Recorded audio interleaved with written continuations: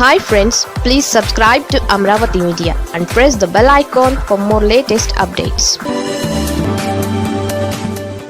ఆ వర్గాలన్నీ జగన్కు జై.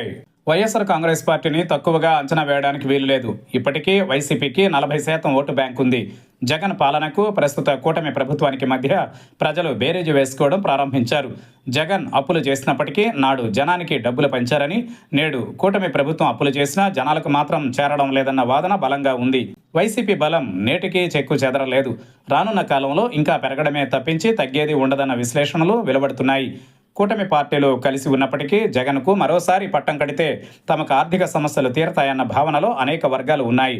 కూటమి ప్రభుత్వం మంచి జరిగితే అది తమ క్రెడిట్ గాను, చెడు జరిగితే నాటి వైసీపీ ప్రభుత్వం వల్లనేనని చెబుతుండడం కూడా ప్రజలకు పాలన ఎవరి సమయంలో ఎలా ఉందన్నది సులువుగానే అర్థమవుతుంది.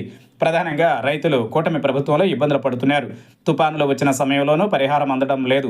పంటలకు గిట్టుబాటు ధర లభించడం లేదు. ఇవన్నీ రైతులు లెక్క వేసుకుని మరీ అన్నదాతలు మరొకసారి జగన్కు జై కొట్టినా ఆశ్చర్యం లేదన్న విశ్లేషణలు వెలువడుతూ ఉన్నాయి. జగన్ ప్రభుత్వ హయాంలో 2 ఏళ్లు కరోనాతో తీవ్ర ఇబ్బందులు పడినప్పటికీ తమకు ఆర్థిక సమస్యలు రాలేదన్న విషయాన్ని గుర్తు చేస్తున్నారు. ఇక తాజాగా పెట్రోల్, డీజిల్ సమస్య కూడా కూటమి ప్రభుత్వానికి మైనస్గా మారగా వైసీపీకి ప్లస్ అయిందంటున్నారు. రైతులు, ఆటో డ్రైవర్లు, మధ్యతరగతి ప్రజలు కూటమి ప్రభుత్వ పాలన తీరును ప్రశ్నిస్తున్నారు.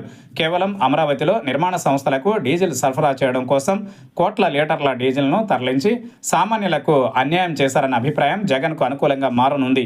ముఖ్యంగా ఆటో డ్రైవర్లు కూడా తాము జగన్కు ఈసారి ఓటేస్తామని బహిరంగంగానే చెబుతుండడం విశేషం. అయితే ఎన్నికలకు ఇంకా సమయం ఉండడంతో అప్పటికి పరిస్థితులు ఎలా ఉంటాయన్నది ఇప్పుడే చెప్పలేం.